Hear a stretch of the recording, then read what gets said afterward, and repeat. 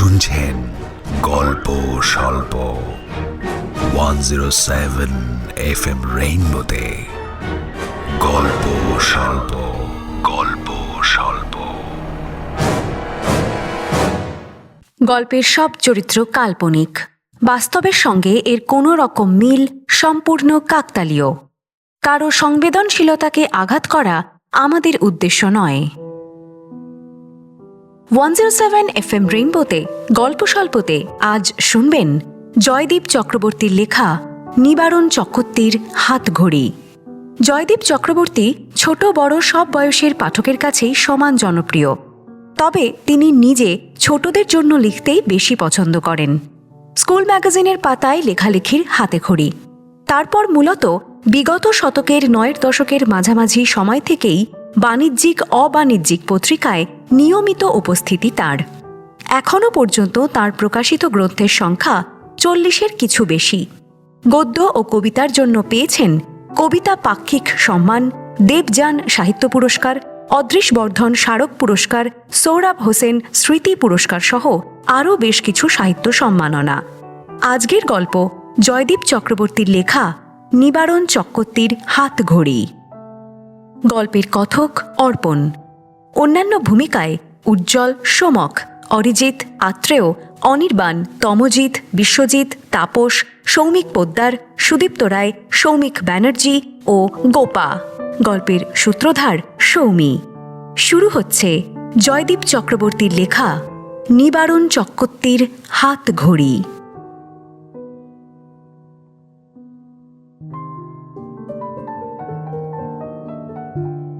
নিবারণ চক্রবর্তী যখন নবতারা হাই স্কুলে মাস্টারি করতে এসেছিলেন, তাকে দেখে কারোর মনেই একটুও সন্দেহ তৈরি হয়নি। কেউ ভাবতেই পারেনি এমন একজন সাধারণ নিপাট গোবেচারা ছেলের মধ্যে অমন সাংঘাতিক একটা মানুষ ঘাপটি মেরে বসে থাকতে পারে লোকচক্ষুর আড়ালে। নিবারণের দোহারা চেহারা, চোখে সরু ফ্রেমের চশমা, পরনে মিলের ধুতি আর বাংলা শার্ট। তাকে দেখে হেডমাস্টার শশীবাবু বরং খুশি হয়েছিলেন। তার দিকে বাড়িয়ে দেওয়া ফাইল খুলে ফাইলের মধ্যে রাখা কাগজগুলোর ওপর দিয়ে খুঁটিয়ে একবার চোখ বুলিয়ে নিয়ে পাঞ্জাবির পকেট থেকে ছোট্ট মতন একখানা কৌটো বের করে এক টিপ নস্যে নিলেন তিনি। তারপর কাগজ সমেত ফাইলটা বাড়িয়ে দিলেন স্কুল সেক্রেটারি বিমল মান্নার দিকে। বিমল মান্নাও গম্ভীর মুখে চশমাটা নাকের আরও একটু নিচে নামিয়ে এনে কাগজগুলোর দিকে তাকিয়ে রইলেন কিছুক্ষণ। বেশ ভালোই তো, কি বলেন শশীবাবু? এই ভালোটাই তো আমাকে ভাবাচ্ছে দাদা। কেন বলুন দেখি? বুঝলেন না? আরে পিওর সায়েন্সে এত ভালো রেজাল্ট, বয়সও কম, এই ছেলে এই গণ্ডগ্রামে কেন পড়ে থাকবে বলুন তো? কথাটা ঠিক। আরও একটা কথা, কি? মাস্টারিতে পয়সা মাইনে বা পাবে, এখন না হয় একা। চিরদিন কি আর ছেলেটা একা থাকবে? সংসার টংসার তো করবে একদিন। আমরা এক জীবনে অভ্যস্ত হয়ে গেছি বিমলবাবু, অভাব আমাদের কষ্ট দেয় না আর। তাছাড়া স্কুলের ভালো মন্দে এমনভাবে জড়িয়ে গেলুম দিনকে দিন, আর ছেড়ে যাবার কথা ভাবার ফুরসত হলো না।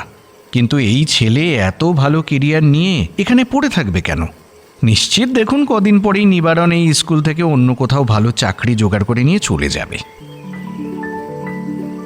স্যার, যদি অনুমতি দেন আমি কয়েকটা কথা বলতে পারি। বলো, কি বলতে চাইছো? তুমি বাপু আমার চেয়ে অনেকই ছোট, বলতে গেলে বয়সে তুমি আমার সন্তানেরই মতন। তোমায় আপনি আজ্ঞা করতে পারবো না বাপু, সে তার জন্য তুমি যাই মনে করো আমায়। না না স্যার, আপনি নিশ্চিন্তে আমাকে তুমি বলতে পারেন। চাইলে আপনি আমাকে তুইও বলতে পারেন, কোনো আপত্তি নেই আমার। বেশ বেশ বেশ। হ্যাঁ, কি যেন একটা বলবে বলছিলে তুমি? স্যার, বিশ্বাস করবেন কিনা জানি না, নবগ্রাম এখনও গণ্ডগ্রাম আছে বলেই কিন্তু আমি এখানে চাকরিটা করতে আগ্রহী হয়েছি। অনেকদিন থেকেই কাগজপত্রে চোখ রাখছিলাম, তো এই স্কুলের বিজ্ঞাপনটা দেখে মনে হলো যে এই চাকরিটা করাই যায়। কেন বলো দেখি? আগে আমার খুব শখ নিজস্ব একটা ল্যাবরেটরি বানানোর, তারপর সেই ল্যাবরেটরিতে নিজের মতন কিছু কাজকর্ম আর পরীক্ষা নিরীক্ষা করা। শহরে থাকলে এসব কাজে বিস্তর অসুবিধা। আরে অসুবিধে কেন, বরং শহরে তো এসব কাজে সুবিধেই হবার কথা। সেখানে সুযোগ সুবিধে তো অনেক বেশি বলেই জানি। আপনার কথা অস্বীকার করব না যে শহরে মাল মেটেরিয়াল কাজকর্মের সুবিধায়, এই কথাটা সত্যি, কিন্তু পাশাপাশি না আরও এমন কিছু সত্যিই সেখানে ঘাপটি মেরে আছে যে আমার ওখানে কাজ করতেই ভয় লাগে। কিরকম? আগে শহরের মানুষের কৌতূহলটা বড় বেশি। যদি গোপনে কোনো এক্সপেরিমেন্টের কথা ভাবি, তারা আমার উপর একেবারে হামলে পড়বে। আর তাছাড়া ওই শহরে বুঝতার মানুষ বড্ড বেশি, মানে তারা নিজেদের অন্তত ওই বুঝতার বলেই মনে করে। তাতে তোমার কি বাপু?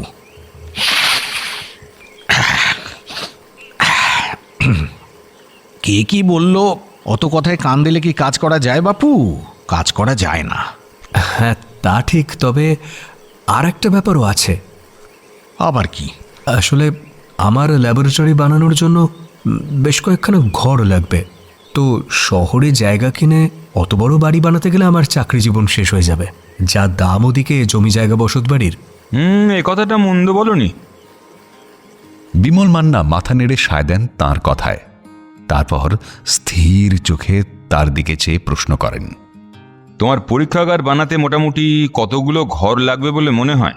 আগে নিজের থাকা শোয়ার জন্য একখানা ঘর যদি বাদ দিই, তাহলে আরও অন্তত 2 বড় ঘর। বড় মানে কত বড়? এই ধরো যদি 15 ফুট বাই 12 ফুটের ঘর হয়, চলবে তোমার? হ্যাঁ হ্যাঁ, তা চলে যাবে। পেয়ে যাবে, কিন্তু একটা শর্তে। শর্ত? আগে কি শর্ত? এই স্কুল থেকে অন্য কোথাও পালানো চলবে না। রাজি। আর সত্যি পালানোর জন্য তো আসেনি। আর একটা কথা, হ্যাঁ হ্যাঁ, বলুন না। আমাদের স্কুলেও একটা মিনি ল্যাব বানাতে হবে। টাকা পয়সার দায় আমাদের। তোমাকে গায়ে গতরে খেটে জিনিসটা দাঁড় করিয়ে দিতে হবে। আমরা চাই বইতে পড়া জিনিসগুলো ছেলেরা হাতে কলমে করে দেখুক। হ্যাঁ, সে তো করতেই হবে। সাব্বাস! তোমার নিজের পরীক্ষাগার তৈরির ঘরের অভাব হবে না, পেয়ে যাবে। স্কুলে যোগ দেবে যেদিন, সেদিন শটান সেখানেই চলে যাবে। বলছি যে জায়গাটা স্কুল থেকে বেশি দূরে হবে না তো? একেবারেই নয়।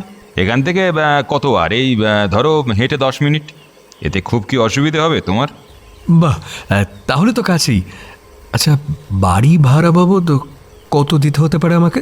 কিছুই দিতে হবে না, ফ্রি। মানে? মানে খুবই সোজা, তোমাকে কানা কড়িটিও দিতে হবে না।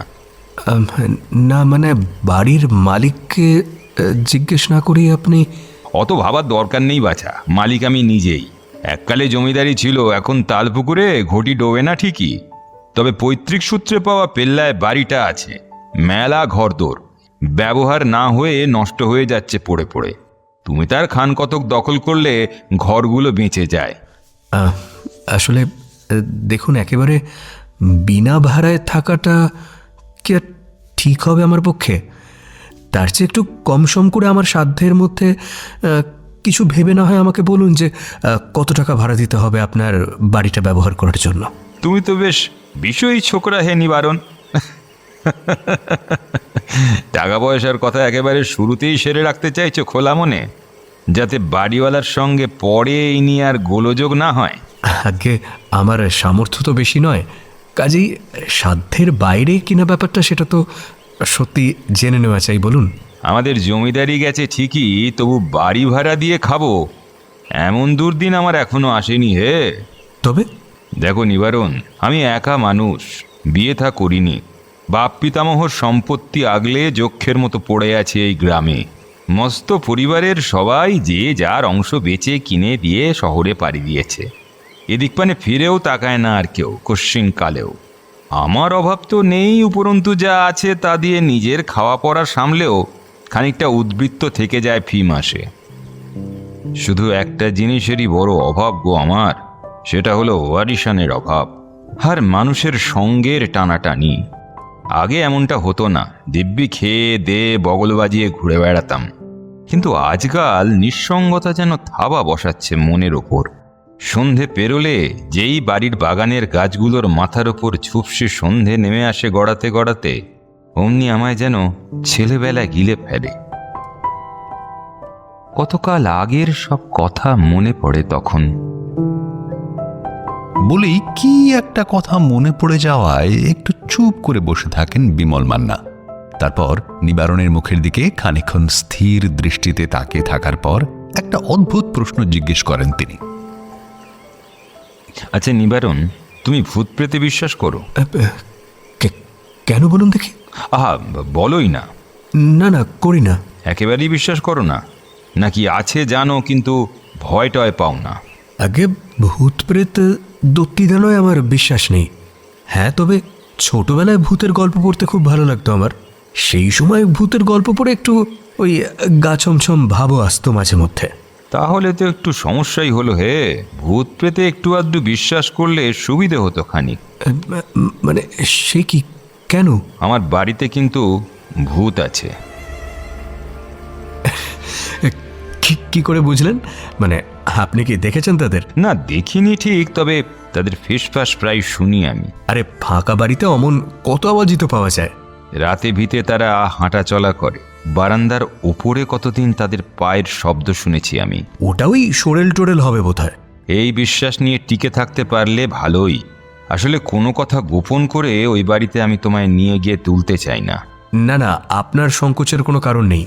আর সত্যি সত্যি ভূত বলে কিছু যদি ও বাড়িতে থাকেও, তাহলেও আমার ওখানে থাকতে কোনো অসুবিধা নেই। তোমার আমার বাড়িতে থাকতে তাহলে সত্যি সত্যি আপত্তি নেই তো? আগে না না, আমি আপনার কাছে কৃতজ্ঞ থাকব। আপনি আমার পাশে না দাঁড়ালে আমি আদৌ কখনো আমার ল্যাবরেটরিটা বানাতেই পারতাম না হয়তো। তাহলে এই কথাই পাকা। স্কুলে জয়েন করার চিঠি পেয়ে শটান ব্যাগ বাক্স নিয়ে আমার বাড়িতেই উঠছো তুমি। আজ আমার সঙ্গে চলো, আমার বাড়িটা ঘুরে দেখে নেবে একবার। কোন কোন ঘর পেলে সুবিধে হবে তোমার দেখে শুনে বলে দাও। রঘুকে দিয়ে ঝাড়পোঁছা করিয়ে রাখবো। তারপর তুমি এলে দুজনে মিলে একসাথেই না হয় তোমার ল্যাবরেটরি খাড়া করে ফেলবো 2-1 মাসের মধ্যে। ঠিক আছে স্যার, তাই হবে। আমি আজ তাহলে আসি, আবার দেখা হচ্ছে তাহলে। আর হ্যাঁ শোনো। হ্যাঁ বলুন স্যার। আমাকে স্যার বলে ডেকো না। আমি যদিও এই স্কুলের ম্যানেজিং কমিটির সেক্রেটারি, তবু তোমার মুখে ওই ডাকটা শুনতে একটু ইচ্ছে করছে না আমার। ও ডাকটা বড্ড ফরমাল বাপু। অমন ফরমাল সম্পর্ক হলে এক বাড়িতে থাকা বেজায় কঠিন। তুমি বরং আমাকে জেঠু বলেই ডেকো। হ্যাঁ জি আজ্ঞে স্যার। আবার? না না, ঠিক আছে জেঠু, আর ভুল হবে না। গুড। এসো এবার। সোজা বাড়ি তো, নাকি আর কোথাও যাওয়ার আছে? না না, একেবারে সোজা বাড়ি। দরজার দিকে পা বাড়ায় নিবারণ। বুকের কাছটা আজ বেশ ফাঁকা লাগছে। একটা জম্পেশ ভারী বোঝা যেন এইমাত্র নেমে গেল বুকের ওপর থেকে। চাকরিটা পাওয়া সত্যিই খুব দরকার ছিল নিবারণের। পায়ের তলার মাটিটুকু না পেয়ে নিজের স্বপ্ন পূরণ করা খুবই কঠিন। মাঝে মাঝে মনে হচ্ছিল দীর্ঘদিন ধরে বুকের মধ্যে লুকিয়ে রাখা ইচ্ছেগুলো বোধহয় সত্যি করে তোলার কোনো সুযোগই পাবে না সে আর। আজ এত দিন পরে মনে মনে বড় নিশ্চিন্ত বোধ করল নিবারণ।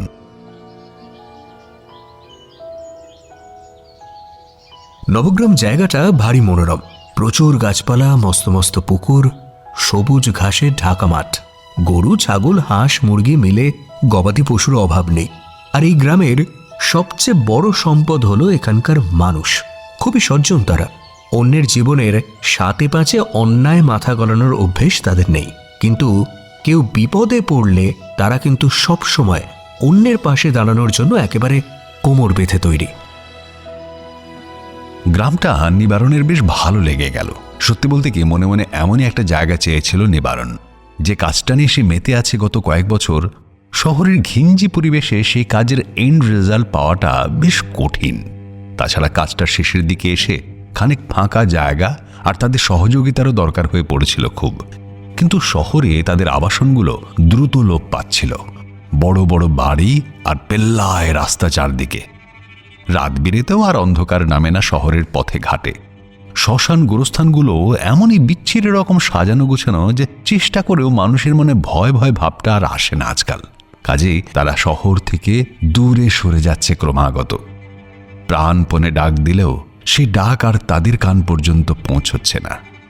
কাজেই নিজের কাজের সাফল্যের জন্য নবগ্রামের মতো এরকম একটা জায়গা খুবই দরকার ছিল নিবারণের। এই গ্রামে এখনো গাছপালা, বন জঙ্গলের অভাব নেই। ঘুপচে অন্ধকারে গা ছমছমে পরিবেশটা পুরোদস্তুর বেঁচে আছে। সন্ধ্যের পরে এলাকা একেবারে থমথমে হয়ে যায়। ইলেকট্রিক আছে এলাকায়, তবু রাতের আধারের অভাব নেই এতটুকু। বাড়ির ছাদে উঠে দাঁড়ালে চাঁদকে একটু ফ্যাকাশে লাগে না এই নবগ্রামের আকাশে। তারারা আনন্দে ঝিকমিক করে জ্বলে সারা রাত। আমি নিশ্চিত যে এই পরিবেশে কাজটা একেবারে জমে যাবে। প্রথম দিন ইচ্ছে করেই বিমল জেঠুকে একটু মিথ্যে বলতে হয়েছে। ভূত সে একেবারে মানে না তা নয়, তবে আর 5টা মানুষ যেভাবে তাদের মানে তার মানাটা তাদের সঙ্গে মেলে না।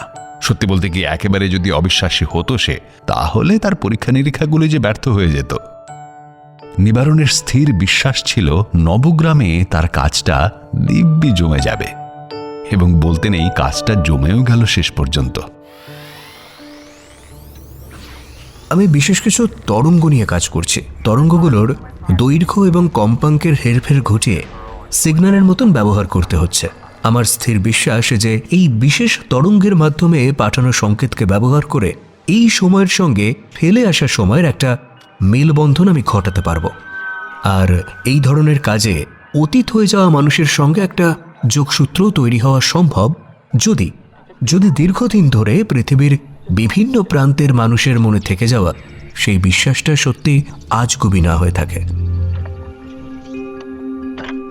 নিবারণের ইদানিং এক মনে এই কাজটা করতে গিয়ে বারবার মনে হচ্ছিল ভূত সম্পর্কে যে সমস্ত ধারণা সে এতদিন ধরে বয়ে বেরিয়েছে সেটা বোধহয় পুরোপুরি ঠিক নয়। বিমল জেঠু প্রথম আলাপেই তাঁর বাড়িতে তাদের অস্তিত্বের কথা নিবারণকে বলেছিলেন। নিবারণ বিশ্বাস করতে পারেনি তার কথা। তার বারবার মনে হয়েছিল সাধারণ মানুষের পক্ষে ফেলে আসা সময়কে কি কোনো উন্নত যন্ত্র দ্বারা এমনভাবে ইন্দ্রিয়ের মাধ্যমে উপলব্ধি করা সম্ভব। কিন্তু এই বাড়িতে পাকাপাকিভাবে উঠে আসার পর থেকেই কেন যেন মনে হয়েছে তার বারবার কোথায় কি যেন একটা হিসেবের ভুল হয়ে যাচ্ছে। নানা তরঙ্গ নিয়ে কাজ করতে করতেও একটা জিনিস সে টের পাচ্ছিল, কারা যেন এই বাড়ির আনাচ কানাচ থেকে আমার পাঠানো সংকেত নিখুঁতভাবে রিসিভ করছে। এমনকি কাজ করতে করতেই ইদানিং বেশ বুঝতে পারছি যে কারা যেন আমার চারপাশে ভিড় করে দাঁড়িয়ে আমার কাজ লক্ষ্য করছে। তারা খুব মিহি বাতাসের মতো শব্দে মাঝে মাঝে কথা বলে। প্রথম দিন তাদের সেই কথা শুনে আমার সত্যি গা ছমছম করে উঠেছিল। পরে অবশ্য নিজেকে সামলে নিয়েছি। তাদের কথা এক মনে শুনে ডিকোড করার চেষ্টা করেছি, বোঝার চেষ্টা করেছি যে তারা কি বলতে চায়, কি তাদের উদ্দেশ্য, কিন্তু কিছুই মাথায় ঢোকেনি। আর নিজের এই যে অপারগতা, এটাই আরো জেদি করে তুলেছে আমাকে। যে করেই হোক এই অদ্ভুত অপার্থিব ফিসফাসকে জানা শব্দ ভাণ্ডারের আয়ত্তে আনতেই হবে আমায়। এক একদিন প্রাণপণে কাজ করতে করতে রাত গড়িয়ে যেত, খেয়ালই থাকতো না নিবারণের। নিকষ কালো রাত গড়াতে গড়াতে আকাশের এক প্রান্তে গিয়ে হারিয়ে যেত। তখন পূব দিকের আকাশ লালচে আলোয় ভরে উঠত ক্রমাগত। এক একদিন বিমল জেঠু খুব রাগ করতেন, বকাবকি করতেন তাঁকে। বাপু, এই শরীরটা হেলা ফেলার বস্তু নয়। যে কাজই করো না কেন, এই শরীর যদি তোমাকে সাথ না দেয় কিছুই করে উঠতে পারবে না তুমি। জানো তো, বড় বড় ঋষিমুনিরা এক সময় কোষে হঠযোগ করতেন শুধু শরীরটাকে সুঠাম এবং নিরোগ রাখবার জন্য। ক্ষয়ে যাওয়া রুগ্ন শরীর নিয়ে ঈশ্বরকেও ডাকা যায় না জুত করে। আগে কাজের নেশায় ঘুমানোর কথা মনেই আসে না জেঠু। সে তো দেখতেই পাচ্ছি বাছা, কিন্তু শরীরের ওপর এমন অত্যাচার করলে শরীর যে একদিন শোধ তুলবেই। তখন তোমার গবেষণা যে লাটে উঠবে। হে, বিমলবাবুর কথা বিনা তর্কে মেনে নেয় সে। মানুষটা সত্যি বড় স্নেহ করেন তাকে। বলি, তোমার মাথার ওপর কেউ কি আছেন? আগে জানতে চাইছি যে তুমি কি নিমস্তক, নাকি সাতকুল খুঁজলে অভিভাবক স্থানীয় কাউকে পাওয়া যেতে পারে? কেন বলুন দেখি? আমার প্রশ্নের এটা উত্তর হলো না বাপু। আগে না, মানে বাবা যখন গত হলেন আমি তখন বছর 6-এর, আর মা মারা গেলেন কলেজে ঢোকার আগেই। এক মামার কাছে তারপর থেকে ছিলাম। তিনিই বলতে গেলে লেখাপড়ার খরচ জুগিয়েছেন। তারপরে একা মানুষ ছিলেন, বিয়ে থা করেননি। বছর 2 আগে তিনিও চোখ বুঝেছেন, আর চোখ বোঝার আগে তার স্থাবর অস্থাবর সমস্ত সম্পত্তি এক আশ্রমকে দান করেছিলেন। তারা সে সম্পত্তির দখল নিয়ে আমাকে উৎখাত করতে একটু সময় নেয়নি। বুঝতে পেরেছি। কি বলুন দেখি? তোমার জন্য যা কিছু করার আমাকেই করতে হবে, নিজের বিচার বিবেচনা অনুযায়ী। আগে কি করতে চাইছেন বলুন দেখি আমাকে নিয়ে? তোমার সংসার করে দিতে চাই।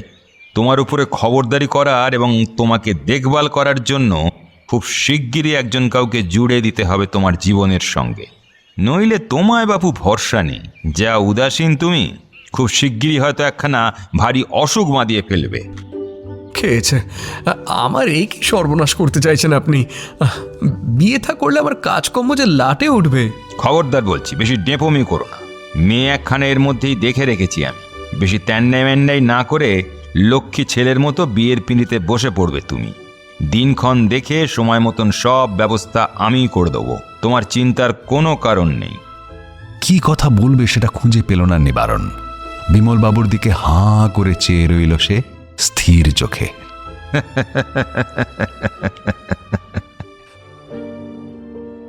সকাল থেকে শরীরটা ঠিক জুতের লাগছিল না পরমেশের। নাক দিয়ে কাঁচা জল ঝরছে অনবরত, মাথাটাও অসম্ভব ভার হয়ে আছে, হাতে পায়ে বেশ ব্যথা। নির্ঘাত জ্বর এসে যাবে 2-1 ঘন্টার মধ্যে। অসুখ বিসুখের কথা মনে এলেই মনটা কেমন যেন আনচান করে ওঠে পরমেশের।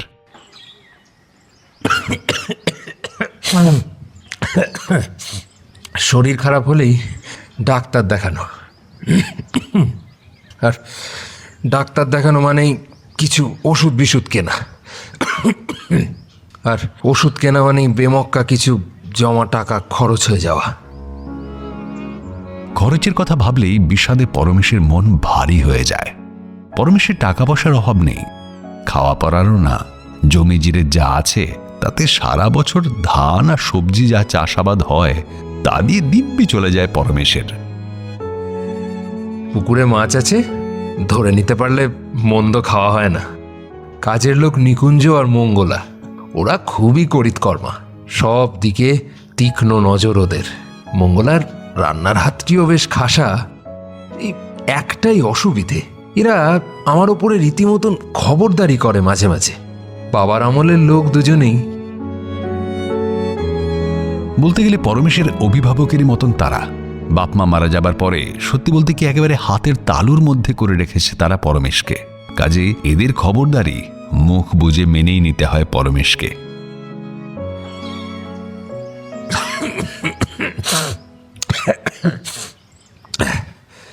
একটু পরেই নিকুঞ্জ বা মঙ্গলা ব্যাপারটা ঠিক বুঝে ফেলবে, আর তারপরেই জোর করে ডাক্তার বদ্যি এসব করাবে ওরা। তখন আর রক্ষে নেই। ওদের খপ্পরে পড়লে কিছুতেই আর ওই ডাক্তার আর ওষুধের খরচটা বাঁচাতে পারবো না। কথাটা মাথায় আসতেই সতর্ক হলো পরমেশ। তার যে শরীর খারাপ এ কথাটা কিছুতেই বুঝতে দেওয়া চলবে না ওদের। অন্যদিন আরো খানিক আলসেমি করে শুয়ে থাকে পরমেশ, কিন্তু আজ সে উঠে পড়ল। দ্রুত হাতে মুখে জল দিয়ে নিল, মুড়ি খেলো কয়েক গাল, তারপর 1 গ্লাস জল খেয়ে বাইরে বেরিয়ে পড়ল। খানিক হেঁটে আসা যাক। অসুস্থ লোক তো আর সাত সকালে মর্নিং ওয়াকে বেরোতে পারে না খোশ মেজাজে। নিকুঞ্জ আর মঙ্গলাকে দিব্যি বোকা বানিয়ে দেওয়া যাবে আজ। সর্দি কাশি কি একটা অসুখ নাকি? বাবা, তার বাবা মস্ত বৈজ্ঞানিক ছিলেন।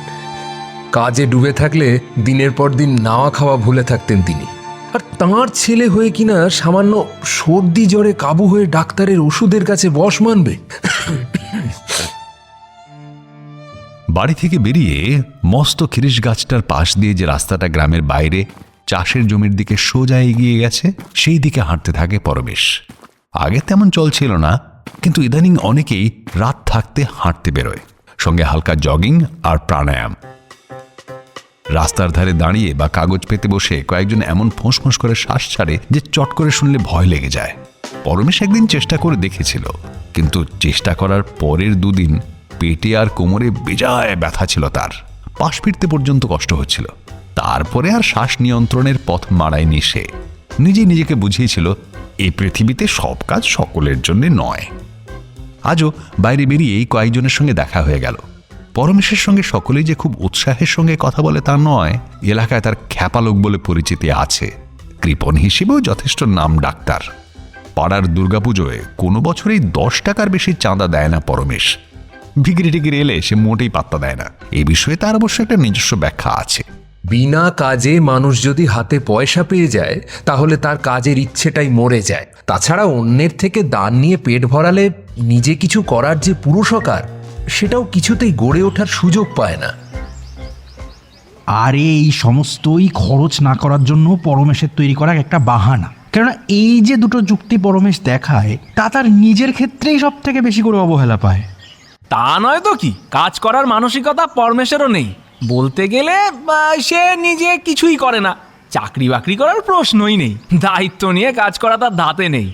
ওই বাবার রেখে যাওয়া সম্পত্তি যা আছে তা দিয়ে দিব্যি চলে যায় তার। হ্যাঁ, সেখানেও তাকে নিজে গায়ে গতরে কিছুই করতে হয় না, কাজের লোক নিকুঞ্জই সব দেখাশুনো করে পরিপাটি করে রাখে।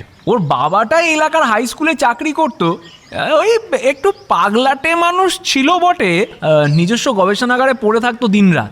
কি যে আবিষ্কার করতে চেয়েছিল কে জানে, কিন্তু পাড়ার সব বলে মাঝরাতে ওর গবেষণাগার থেকে নাকি অদ্ভুত সব আওয়াজ পাওয়া যেত, নানা রকমের নানান রঙের আলোর বিচ্ছুরণ নাকি দেখা যেত ওর সেই অদ্ভুত ল্যাবরেটরির জানলার ফাঁক দিয়ে। আমার মনে হয় ওনা ভূত প্রেত নিয়ে কাজ করতো, জানিস। ভূতেদের সঙ্গে শলা করে দুই জগতের মধ্যে একটা সিঁড়ি বানানোর মতলবে ছিল নাকি ভদ্রলোক। নিজে একাধিকবার মৃত্যুর জগৎ থেকে বেরিয়ে এসেছে নাকি নিবারণ চক্রবর্তী। পুরনো মৃত লোকেদের সঙ্গে গ্রামের উন্নতি নিয়েও নাকি কথা বলেছে। এককালে এই গ্রামের খুব বর্ধিষ্ণু পরিবার ছিল বিমল মান্নারা। তার ঠাকুরদার নিজস্ব লেঢেল বাহিনী একসময় লুটপাট করে প্রচুর ধনসম্পদ জড়ো করেছিলেন জমিদারি তোষাখানায়। পরে জমিদার প্রাণবল্লভ মান্না সোনার ঘড়ায় ভরে সেই সম্পদের বড় একটা অংশ নাকি কোথায় একটা গোপন জায়গায় গচ্ছিত রেখেছিলেন জমিদার বাড়ির চৌহদ্দির মধ্যে। সে সম্পদ তার ইচ্ছে অনুযায়ী গ্রামের ভীষণ কোনো দুর্দিনে কাজে লাগানোর কথা ছিল, কিন্তু তেমন দুর্দিন এ গায়ে এখনো আসেনি। সে সম্পদেরও হদিশ পাওয়া যায়নি আজ পর্যন্ত। পরমেশের মনে ভারী স্বাদ সেই সম্পদ খুঁজে বের করার। মনে মনে নিজস্ব একখানা জাঁদরেল কোষাগারের স্বপ্ন দেখে পরমেশ।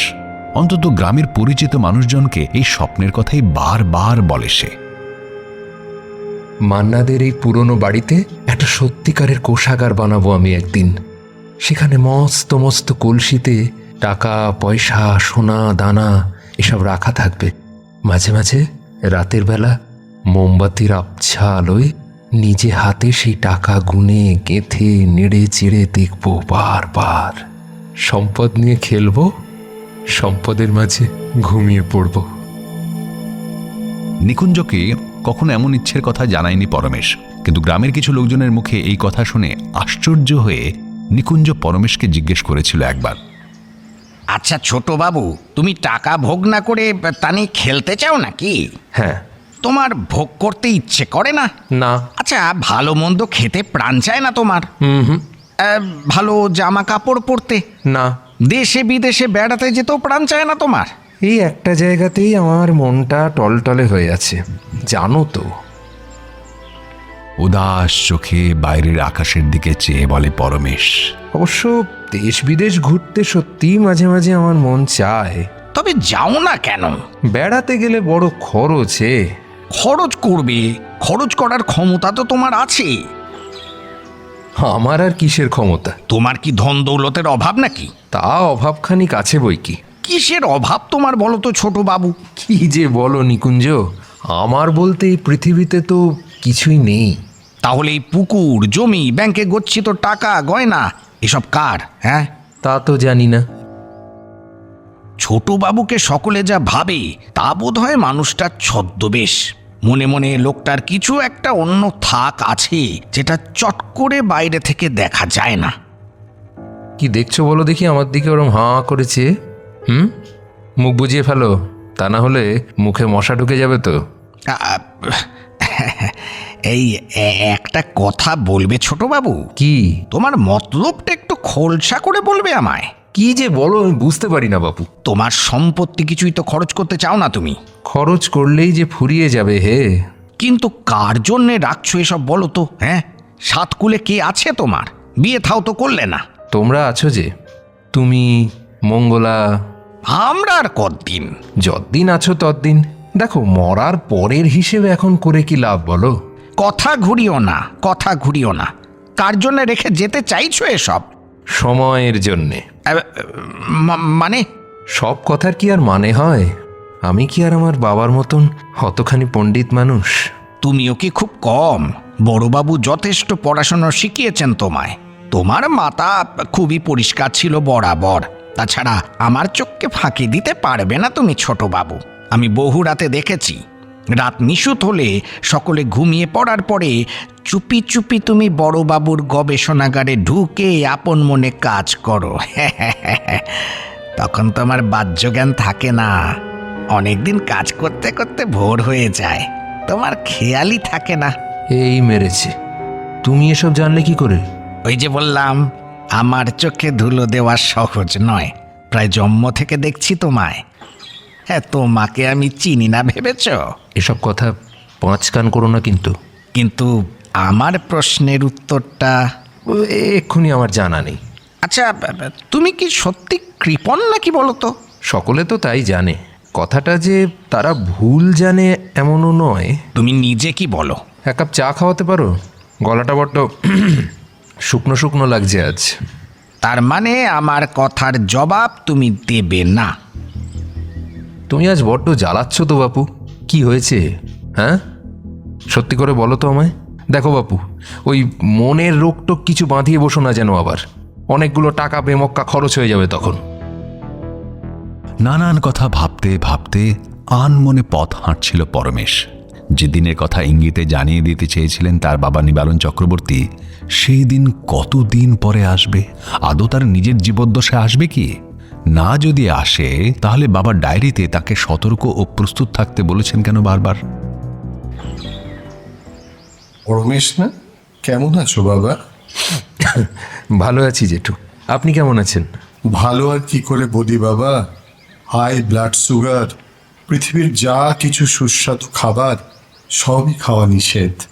এভাবে বেঁচে থেকে লাভ কি বলো? জগতে খাওয়াটাই কি বড় হলো জেঠু? আমি যে জীবনটাকে তেমনভাবেই দেখি হে। সকলকে বলি খাওয়াটা বাঁচার জন্য নয়, বাঁচাটা ভালো মন্দ চারটি খেতে পাবো বলে।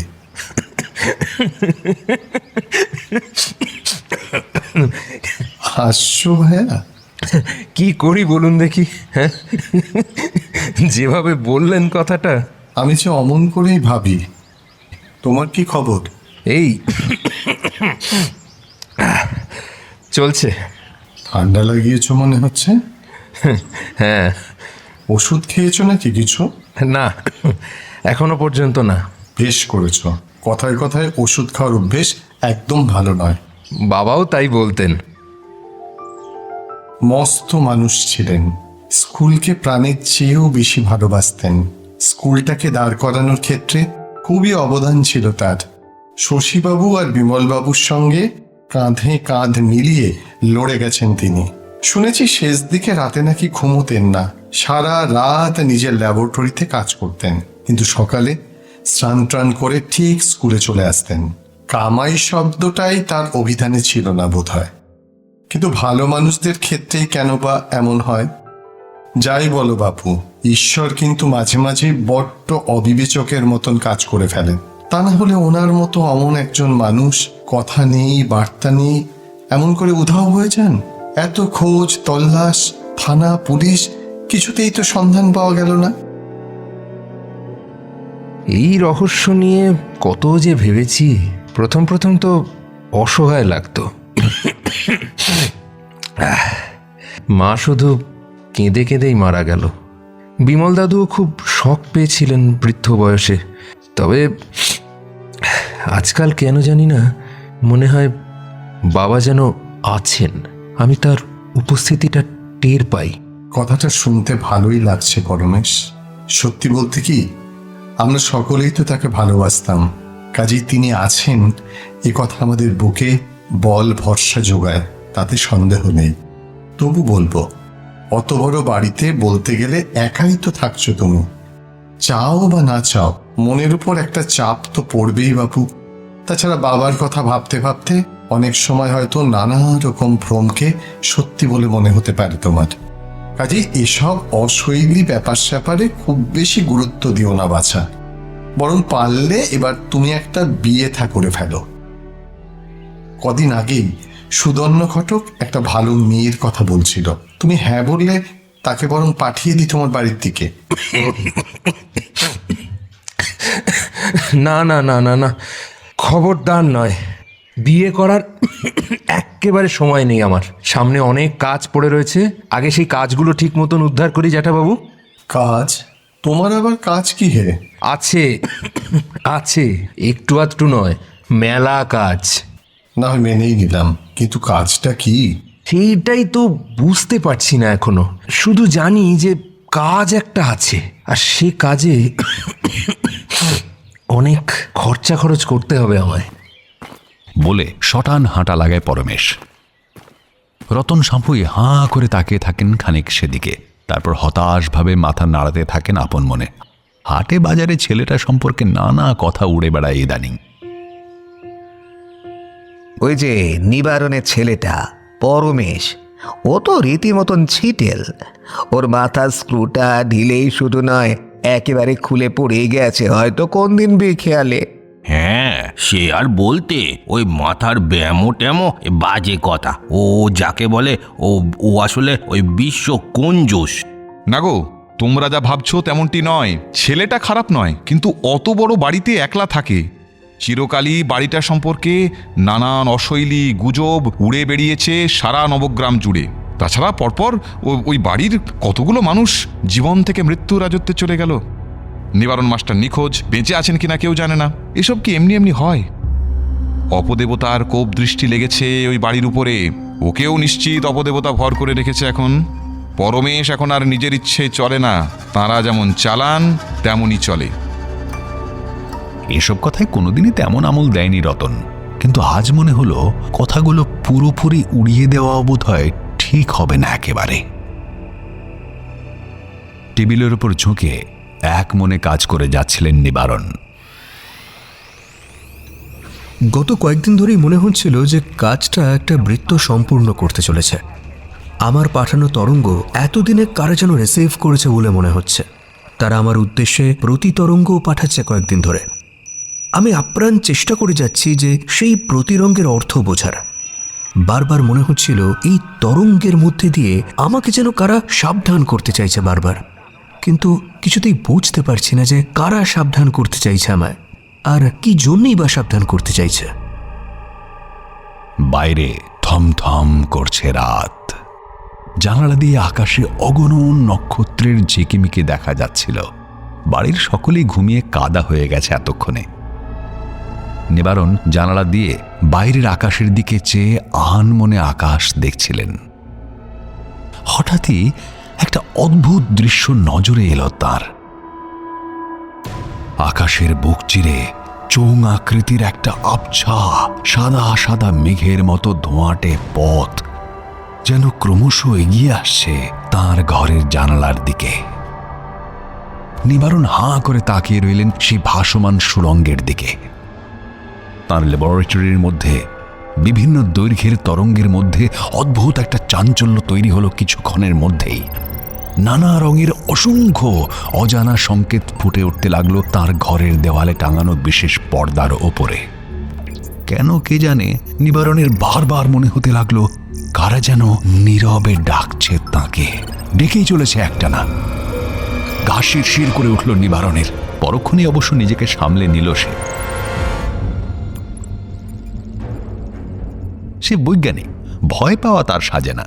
তাছাড়া সাধারণ মানুষ যাদের ভয় পায়, পারতপক্ষে মুখোমুখি হতে চায় না তাদের, নিবারণ তো তাদের সঙ্গেই চিরকালীন যোগাযোগের পথ আবিষ্কার করতে চায়।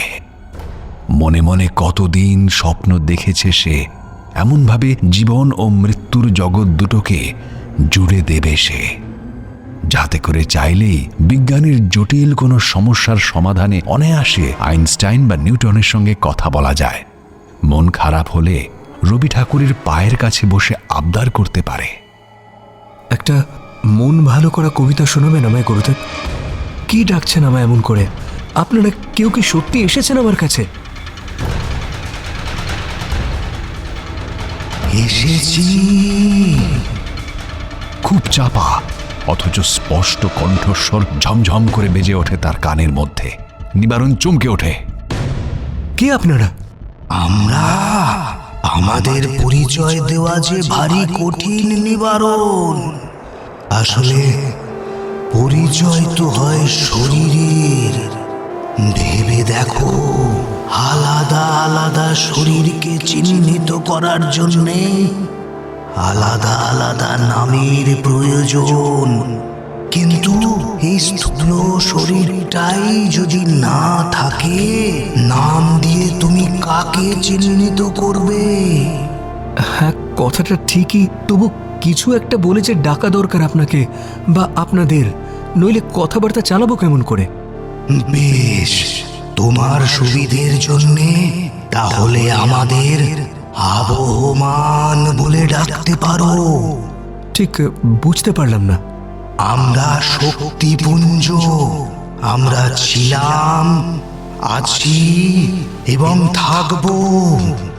মাঝে মাঝে আমরা স্থূল শরীরে কিছুকাল বর্তমানে থাকি। পৃথিবীর রূপ, রস, বর্ণ, গন্ধের সঙ্গে স্থূল ইন্দ্রিয়ের সম্পর্ক তৈরি করার খেলায় মাতার জন্য। আগে আপনি বড্ড কঠিন কঠিন কথা বলছেন। তুমি বৈজ্ঞানিক নিবারণ। সত্যিটাকে জানাই যে তোমার সাধনা। আমি সত্যি জানতে চাই। জানি তো, ওই জন্যই তো তোমার কাছে এলাম। আমার কাছে এসেছেন বলছেন, কিন্তু আমি তো কই আপনাকে দেখতে পাচ্ছি না। তোমার মতন রক্ত মাংসের স্থূল শরীরে তো আমরা নেই আর নিবারণ। আমাদের সেই শরীর এখন অতীত হয়ে গেছে। ভবিষ্যতে প্রয়োজনে কখনো আবার হয়তো শরীর নিতে হতে পারে আমাদের। এখন তবে কি অবস্থায় আছেন আপনারা? দেখো নিবারণ, মানুষের শরীরের 3টি অবস্থা থাকে: স্থূল শরীর, সূক্ষ্ম শরীর এবং কারণ শরীর। হ্যাঁ, কারণ শরীর। হ্যাঁ, সে শরীরকে অতি সূক্ষ্ম শরীরও বলতে পারো। সে শরীর ইন্দ্রিয় গ্রাহ্য নয়। আগুন তাকে পোড়াতে পারে না, জল ভেজাতে পারে না, অস্ত্র তাকে ছিন্ন করতে পারে না। উড়িপাস! এই ধরনের অবস্থায় অতীত, বর্তমান, ভবিষ্যৎ সমস্তই মানুষের অধিগত থাকে। তার মানে অনাগত পৃথিবীতে কি ঘটতে চলেছে সেটা আপনারা জানেন? হ্যাঁ, জানি তো। আপনি কি দীর্ঘশ্বাস ছাড়লেন? আমাদের তো শ্বাস ফেলার দরকার হয় না নিবারণ, কাজেই তার দীর্ঘ নেই, হ্রস্ব নেই। কিন্তু আওয়াজটা তো তেমনই শোনালো। তবে এটা বলতে পারি, শরীরে থাকলে এই মুহূর্তে দীর্ঘশ্বাসই ফেলতাম হয়তো। কেন? কারণ তোমার পাঠানো তরঙ্গের পথ ধরে আমাদের নেমে আসা কিনা ওই তরঙ্গ যে তোমার মন, তোমার ইচ্ছে, তোমার স্বপ্ন সমস্ত কিছুই পৌঁছে দিয়েছে আমাদের কাছে। কাজেই তোমার সবচেয়ে প্রিয় স্বপ্নটা অদূর আগামীতেই ভেঙে চুড়ে দুমড়ে মুচড়ে পড়ছে। আর সেটা দেখতে পেয়ে আপনা আপনি ওই আক্ষেপ সূচক শব্দটা বেরিয়ে এসেছে আমাদের কাছ থেকে। হ্যাঁ, আমার কোন স্বপ্নের কথা বলছেন বলুন তো? কেন, যে স্বপ্নের কেন্দ্রে রয়েছে তোমার সবচেয়ে প্রিয় বস্তু। আমার ছেলে পরমেশের কথা বলছেন?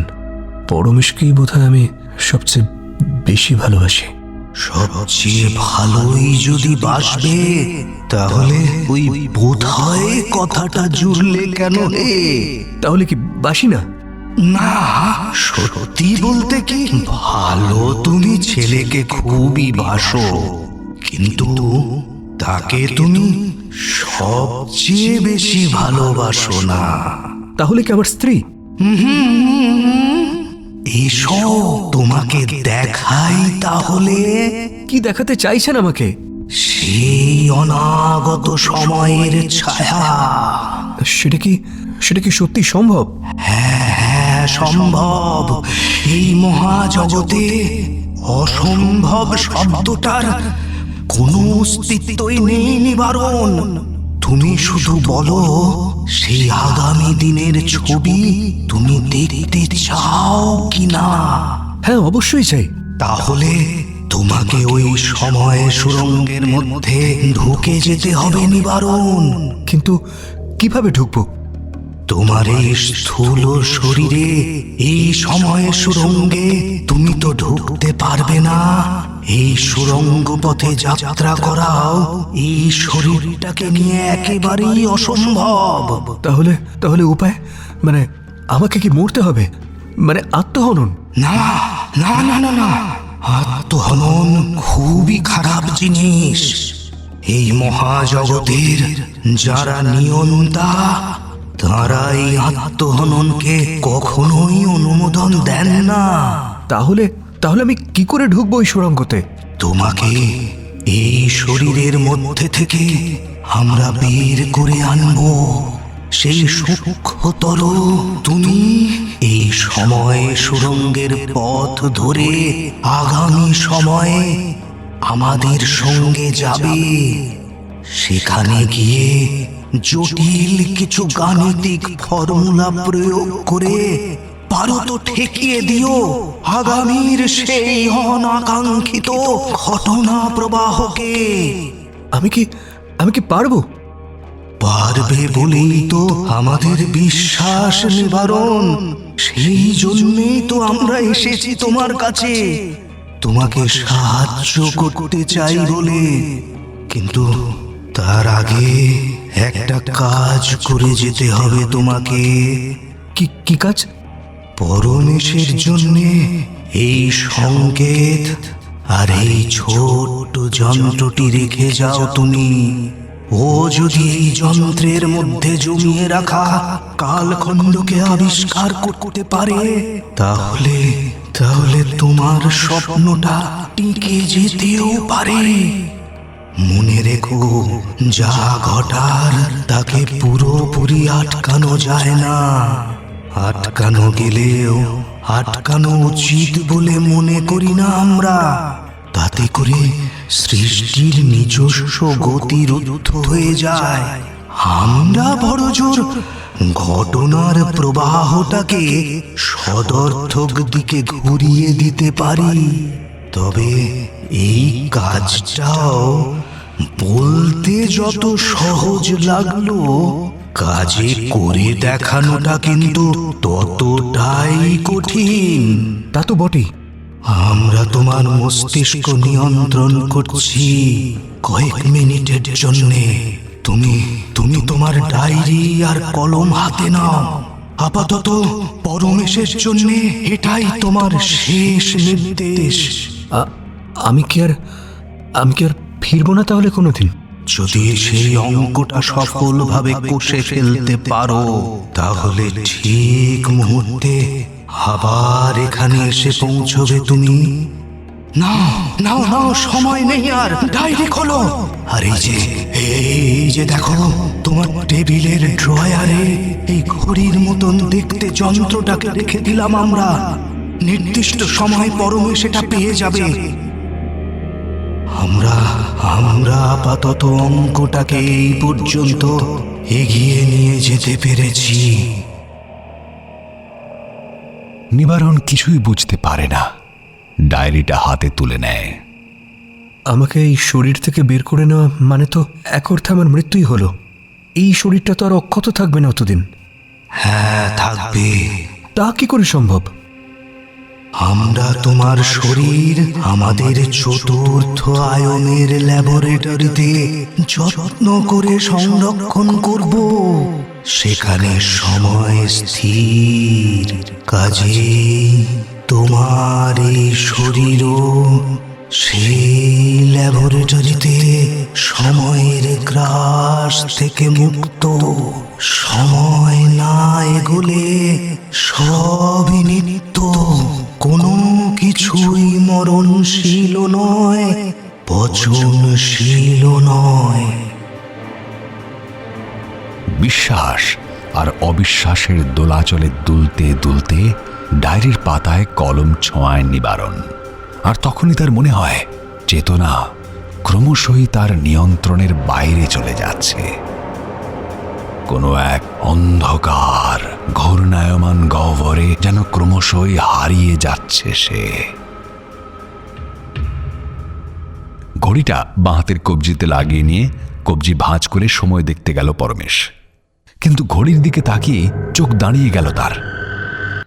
চলে কাল সন্ধ্যেবেলাতে ঘড়িটা বন্ধ হয়ে গেছে, এবারে বন্ধ হলো মানে ঘড়িটা একেবারেই গেল। শাড়ি টাড়ি হাতে পরার আর কোনো উপায় রইল না কোনো।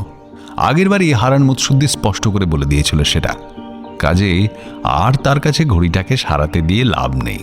আর এই গ্রামে হারান মুৎসুদ্দির ফিরিয়ে দেওয়া ঘড়ি সারিয়ে দেবে এমন দরের মিস্ত্রি আর একজনও নেই। এই ঘড়িটাও পরমেশের নয়, ঘড়িটা আসলে ছিল নিবারণের। নিবারণ চলে যাবার সময় ঘড়িটা তার শোবার ঘরের টেবিলের ওপরই রাখা ছিল। অমনই পড়ে থাকতো প্রথম প্রথম। দম দেওয়া ঘড়ি, মা দম দিয়ে রাখতেন রোজ আর বলতেন, কে জানে মানুষটা দুম করে যদি একদিন ফিরে আসেন। বাবা অবশ্য ফিরে আসেননি আর। জলজ্যান্ত মানুষটা বাতাসের মতন উবেই গেলেন বলতে গেলে।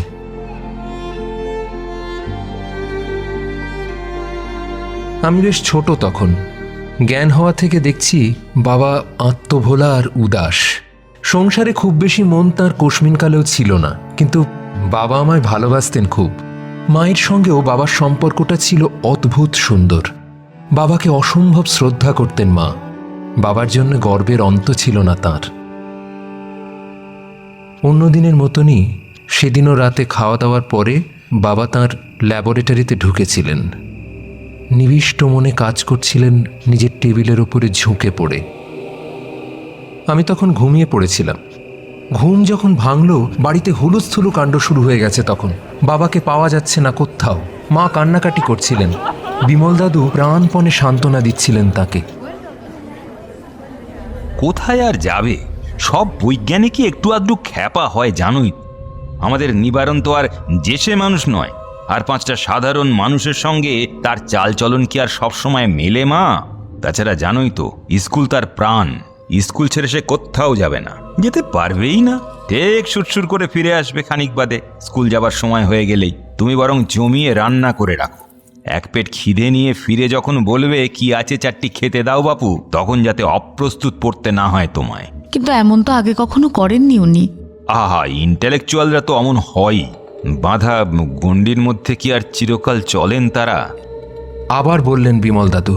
বললেন বটে, কিন্তু তার গলাটাও যেন কেঁপে ওঠে এবার। বাবা কিন্তু আর ফিরলেন না। সেই যে উধাও হয়ে গেলেন নিজের ল্যাবরেটরি থেকে, আর ফিরে এলেন না সংসারে। আমি, মা, বাবার সাধের ল্যাবরেটরি সমস্ত কিছুই যেমনকার তেমনই পড়ে রইল।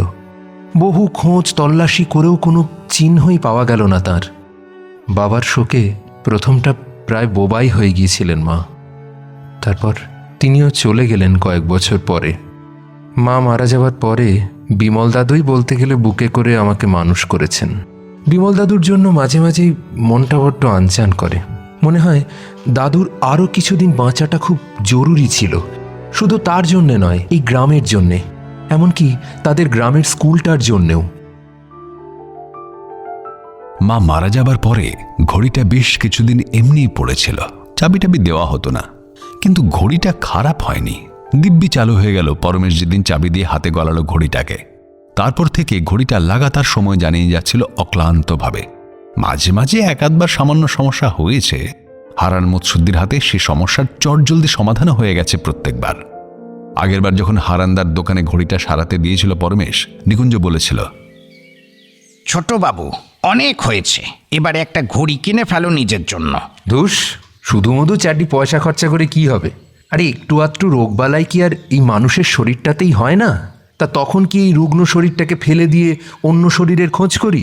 কোন কথা আর কি উত্তর? আরে এ হলো যন্ত্র, মানুষের শরীরের সঙ্গে কি এর তুলনা চলে নাকি? আমাদের মানব শরীরটাও আসলে যন্ত্রই, একটু জটিল আর উন্নত যন্ত্র। এই যা, কি যে বলো তুমি ছোট বাবু, আমাদের ছোট মাথায় সব কথা ঢোকে না। তবে যাই বলো না কেন বাপু, এ কথা তোমায় স্বীকার করতেই হবে যে হাত দিয়ে তোমার পয়সা মোটে গলতে চায় না। পরমেশ প্রতিবাদ করেনি। আসলে সব কথা সকলকে বলা যায় না। তাছাড়া কথাটা এমনই ধোঁয়া ধোঁয়া যে অন্য কাউকে ঠিক মতো বুঝিয়ে বলা তার পক্ষেও ভীষণই ঝকমারির ব্যাপার। অত ঝুঁকি হুট বলেই নেওয়া যায় না। শুধু পরমেশ জানে বাবা ডায়েরিতে লিখে গেছেন, অপচয় মোটেই নয়, নিজের সর্বস্ব গচ্ছিত রাখো যত্ন করে। সময় আসছে, তোমাকে সব দিয়ে মোকাবিলা করতে হতে পারে সেই বিপরীত সময়ের সঙ্গে। এ ঘড়ি যদি আবার খারাপ হয় তাহলে তা সারানো সম্ভব নয়। এ ঘড়ির লাইফ ফুরিয়েছে। জোড়াতালি দেবার জন্য প্রয়োজনীয় যন্ত্রাংশ বাজারে পাওয়ার সম্ভাবনাও এখন আর নেই। কাজেই আজ ঘড়িটা বন্ধ দেখে মনটা বিষণ্ণ হয়ে গেল পরমেশের। এই ঘড়িটা হাতে নিলেই যেন বাবার স্পর্শ টের পাওয়া যেত। মনে হতো বাবা তাকে যেন ছেড়ে যাননি, দিব্যি ছুঁয়ে আছেন তাকে এখনো। এমন মনে হয় বাবার ল্যাবরেটরিতে ঢুকলেও। পরমেশ বড় হওয়ার পর থেকেই বিমল দাদু রাত্রিবেলা বাবার ল্যাবরেটরিতে ঢোকা তার জন্য নিষিদ্ধ ঘোষণা করে দিয়েছিলেন। প্রতিদিন সন্ধে বাতি জ্বলার সঙ্গে সঙ্গে নিজের হাতে ওই ঘরের তালা লাগিয়ে চাবি নিজের জিম্মায় রেখে দিতেন যত্ন করে। পরমেশ একবার জিজ্ঞেস করেছিলেন কেন তিনি রাতে তাকে ওই ঘরে ঢুকতে দিতে চান না। ও বড় স্বপ্নে সে ঘর দাদু, যে ঘর থেকে একটা জলজ্যান্ত মানুষ সুধাও হয়ে যায়, সে ঘরে যে কোনো সময়ে যে কোনো কিছু ঘটতে পারে। তা তেমন কিছু কি দিনে ঘটতে পারে না? সম্ভবত না। কারণ? অত শত জানি না বাবু, তবে অনুমান করতে পারি। কি সেই অনুমান? দেখো ভাই, নিবারণ ঠিক কি নিয়ে গবেষণা করতো আমার জানা নেই, জানার চেষ্টাও করিনি তেমন। তবে গ্রামের লোকে তার গবেষণা নিয়ে নানান কথা বলে বেড়াতো। যেমন? তারা বলতো সে নাকি ভূত নিয়ে গবেষণা করত, আর ভূতেরাই নাকি তাকে উড়িয়ে নিয়ে চলে গেছে। ওহ, এসব গাঁজাখুরি গল্পে তুমি বিশ্বাস করো নাকি? আগে করতাম না, তবে ইদানিং করি। আর সেই জন্যে আমি চাই না যে ওই ভুতুরে গবেষণাগারে তুমি রাত বিরেতে গিয়ে বসে থাকো। তোমার ভয়টা শুধু রাতেই কেন? রাতে ওই সব অপদেবতার শক্তি বৃদ্ধি হয়। বিমল দাদু মারা যাওয়ার পর থেকে ল্যাবরেটরির চাবি রাত্রিবেলা থাকে নিকুঞ্জের কাছে। নিকুঞ্জের কাছে জোর জবরদস্তি করলে সে হয়তো চাবি দিয়ে দিত, কিন্তু আমি জোর করতে চাইনি তাকে। বরং নিঝুম দুপুরে সকলে ভাত ঘুমে গেলে আমি একলা ঢুকি ওই ঘরে, আপন মনে বসে থাকি ঘরের মধ্যে। বেশ লাগে আমার সে সময়। মনে হয় কে যেন একটা ছায়া শরীর নিয়ে আমার পাশে এসে বসে। বাবা কি হলে কিন্তু দিব্যি হয়। মনে মনে ভাবে পরমেশ। ঘরের নানান যন্ত্রপাতি নেড়ে চেড়ে দেখে সে মাঝে মধ্যে। কোন যন্ত্রের কি কাজ সে বুঝতে পারে না, তো সেগুলি নাড়তে চাড়তে বেশ ভালোই লাগে তার। মনে হয় প্রতিটা যন্ত্র তার বাবার স্মৃতি বুকে বয়ে তার ফেরার অপেক্ষায় স্থির হয়ে আছে। পরমেশ বোঝে এই ল্যাবরেটরির মধ্যে ভয়ানক একটা রহস্য চাপা দিয়ে রাখা আছে। সেই রহস্য তার অপেক্ষাতেই বসে আছে ঘাপটি মেরে। এই কথাটাও ক্রমশ বদ্ধমূল হয়ে ওঠে। পরমেশ সিদ্ধান্ত নেয় ল্যাবরেটরির ডুপ্লিকেট চাবি বানানো অপরিহার্য হয়ে উঠেছে এতদিনে। রাতের ল্যাবরেটরি তাকে আজকাল ডাক পাঠায়। সেই ডাক স্পষ্ট শুনতে পায় সে মনের মধ্যে। রাতের নির্জনতায় সকলের অগোচরে ল্যাবরেটরির রহস্যময় আলো আধারিতে পরমেশের যাতায়াত বাড়তে থাকে ক্রমাগত। আজও দুপুর ঘন হয়ে এলে অচল ঘড়িটা হাতে ঝুলিয়ে ল্যাবরেটরির মধ্যে এসে ঢুকল পরমেশ। এখন নিবারণের কোনো নাম নেই, কোনো অবয়ব নেই। বিশ্বের অনন্ত শক্তিপুঞ্জের সে এক ক্ষুদ্র অংশ মাত্র। সে বোঝে এই মহাবিশ্ব তাকে বাদ দিয়ে নয়, আবার এখানে সে খুব অপরিহার্য নয়। এখন নিবারণের হাত নেই, পা নেই, মাথা নেই, কোমর নেই, আছে শুধু অদ্ভুত শক্তিধর এক চৈতন্যময় সত্তা। আর সেই চৈতন্যময় সত্তা সততই কাজ করে যাচ্ছে অক্লান্তভাবে। তার সেই কাজের কোনো ছেদ নেই, বিরাম নেই। আপন মনে সে তার অভীষ্ট অনুযায়ী লক্ষ্যের কাছাকাছি পৌঁছানোর চেষ্টা করে যাচ্ছে একভাবে।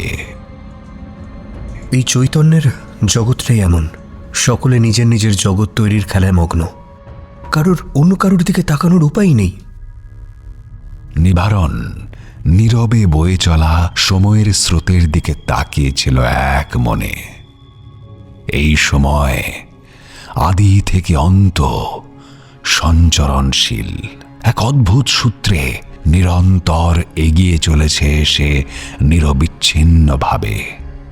মহাবিশ্বের অনন্ত শক্তির সঙ্গে মিশে সেই সময়ের স্রোত নিয়ন্ত্রণের আপ্রাণ চেষ্টা করে চলেছে নিবারণ।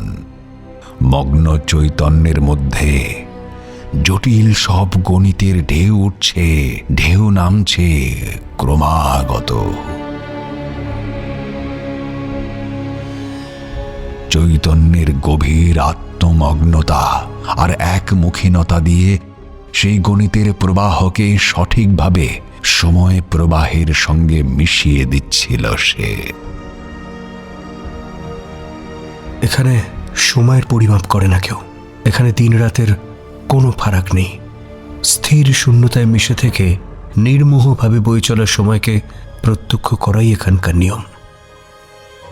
নিবারণ অবশ্য অতখানি নির্মোহ নয়, শুধুমাত্র সাক্ষী হয়ে স্থির সময়ের মধ্যে নিরুপদ্রব অনন্ত যাপন তার উদ্দেশ্য নয়।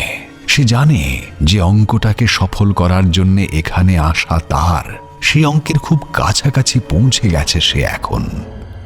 সময়ের ওঠানামাও তাকে জানান দিচ্ছে কি হতে চলেছে। নিবারণ অঙ্ক আর ইচ্ছে দিয়ে তা প্রতিহত করতে এসেছে এখানে। কাজ হয়ে গেলে আবার ফেরা তার।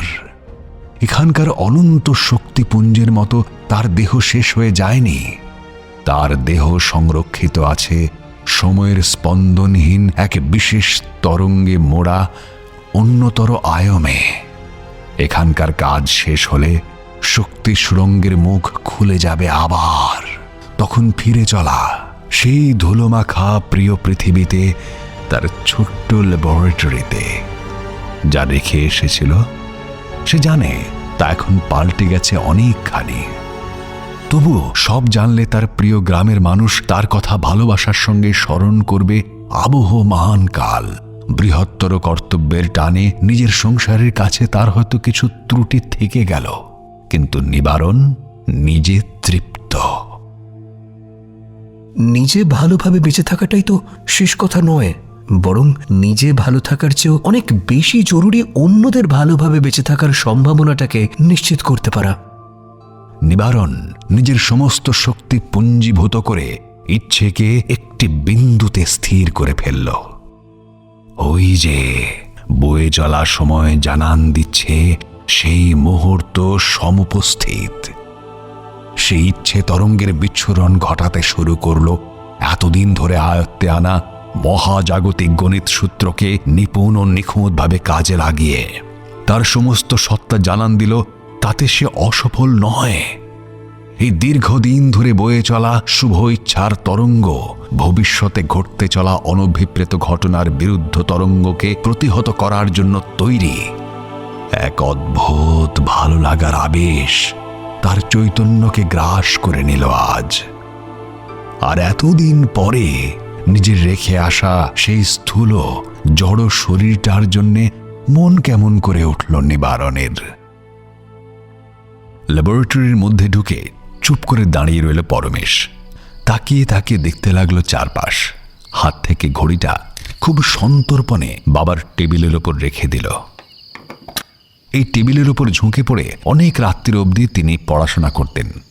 পরমেশ ছোটবেলায় ঘুম চোখে সেই দৃশ্য দেখেছে কয়েকবার, কিন্তু নিবারণের সেই ছবিটা তার আজও মনে আছে।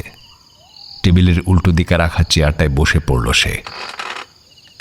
এই চেয়ারটায় বাবা বসতেন। এই চেয়ারটায় বসলেই মনে হয় বাবা যেন কোল পেতে দিলেন আমার জন্যে। মনে হয় এই চেয়ারে মানুষটার গায়ের ছোঁয়া মিশে আছে প্রকটভাবে। আজও প্রথমটা তেমনই মনে হলো পরমেশের, কিন্তু কয়েক মুহূর্ত কাটতেই অনুভূতিটা আজ কেমন যেন পাল্টে যেতে লাগলো। পরমেশের মনে হলো এই ঘরের বাতাসটা হঠাৎ করেই কেমন যেন বদলে গেল। কি হলো ব্যাপারটা? ঘরের মধ্যে মৃদু বাতাস বইছে মনে হচ্ছে, অথচ বাইরে গাছের পাতারা স্থির। কেমন একটা খুব মৃদু শব্দের স্রোত যেন আসছে মনে হচ্ছে। তারপরেই একটা খুব মৃদু শব্দের স্রোত তার দুই কান দিয়ে মাথার মধ্যে ঢুকে গেল। মাথার মধ্যেটা ফাঁকা হয়ে গেল ক্রমশ, যেন অনেক দিনের বয়ে বেড়ানো বোঝা মাথার মধ্যে থেকে দ্রুত খসে পড়ে যাচ্ছে বাইরের পৃথিবীতে। নিজেকে বড় ভারমুক্ত মনে হলো পরমেশের। বেশ একটা চনমনে ভাব এলো শরীরের মধ্যে, রক্তে অনেক কাজ করার উদ্যম। আর ঠিক তখনই কি এক অদ্ভুত ম্যাজিকে তার সামনের টেবিলের উপরে রাখা বাবার মৃত হাত ঘড়িটা মিহি টিকটিক শব্দে বেঁচে উঠল আবার। সে অতি ক্ষীণ শব্দটা শুনতে পরমেশের কোনো অসুবিধাই হলো না। কৌতূহলী হয়ে ঘড়িটা হাতে তুলে নিল পরমেশ। স্থির দৃষ্টিতে তাকিয়ে রইল ঘড়িটার সাদা ডায়ালের দিকে। আর তখনই ব্যাপারটা চোখে পড়ল তার। সেকেন্ডের কাঁটাটা দুলছে, কিন্তু নড়ছে না জায়গা থেকে। বাকি দুটো কাঁটার একটাকে দেখা যাচ্ছে না, আর অন্য কাঁটাটা ঠিক 12টার ঘরে স্থির হয়ে দাঁড়িয়ে আছে। প্রায় মন্ত্রমুগ্ধের মতো ঘড়িটা হাতে তুলে নিল পরমেশ। দম দেবার জন্যে চাবিটা ঘোরাতে যেতেই বুঝল সেখানেও কি একটা গন্ডগোল হয়ে গেছে। চাবি দিতে গিয়ে ঘড়ির কাঁটাটা সরে গেল পিছন দিকে। প্রায় 6টার ঘরে এসে দাঁড়িয়েছে কাঁটাটা। সেকেন্ডের কাঁটাটা অস্বাভাবিকভাবে দুলছে এখন। ঘড়িটা হাতে পরে নিল পরমেশ। একবার যখন চালু হয়েছে, হারান মুৎসুদ্দিন নিশ্চিত একটা ব্যবস্থা করে দিতে পারবে ঘড়িটার। চেয়ার ছেড়ে উঠে দাঁড়িয়ে পড়ল পরমেশ, আর দাঁড়িয়েই অবাক হয়ে গেল। ঘরটা কি এক ভেলকিতে যেন পাল্টে গেছে একেবারে। টেবিলের ওপরে কাগজপত্র ছড়িয়ে রয়েছে। কে যেন একটু আগে পর্যন্ত কাজ করেছেন এই টেবিলে বসে। ঘরের প্রতিটা কোণ কেমন যেন আবছা স্মৃতি থেকে উঠে আসছে বলে মনে হচ্ছে তার। বিহ্বল পরমেশ উঠে দাঁড়ালো, চিৎকার করে ডাকতে লাগলো নিকুঞ্জকে। কিন্তু কি আশ্চর্য, তার গলা দিয়ে কোনো শব্দই বের হলো না। পরমেশ ভয় পেয়ে গেল।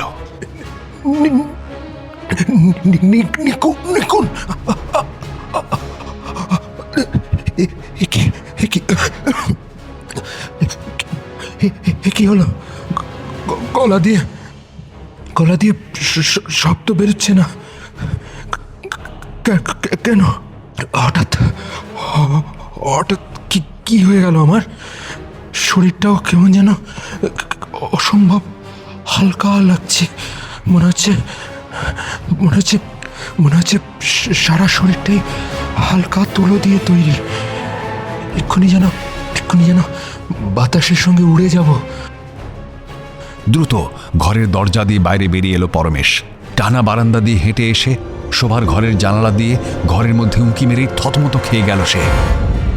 বিছানার উপরে আড় হয়ে চুল খুলে দিয়ে বই হাতে ও কে শুয়ে আছে? এ তো মঙ্গলা নয়। না, মঙ্গলা তো কোনো মতেই নয়। কিন্তু যাকে দেখছি তা কি করে সম্ভব? গায়ে কাঁটা দিয়ে উঠল পরমেশের। ভয় নয়, রোমাঞ্চে গায়ে কাঁটা দিয়ে উঠল তার। মা গো! তার মা সাড়া দিলেন না, ঘুরলেনই না তার দিকে। পরমেশ পাগলের মতো নিকুঞ্জ আর মঙ্গলাকে খুঁজতে লাগলো, কিন্তু কাউকেই দেখতে পেল না সে। সিঁড়ি দিয়ে নিচে নামতেই মনে মনে ভয়ানক চমকে গেল পরমেশ।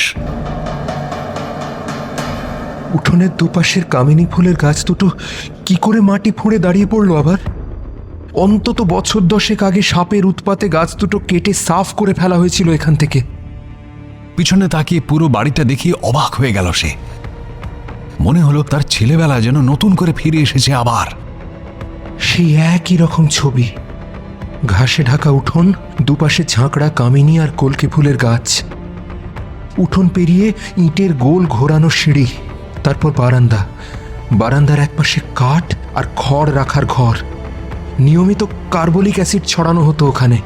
কিন্তু ওই ঘর এত বছর পরে কি করে ফিরে এলো আবার?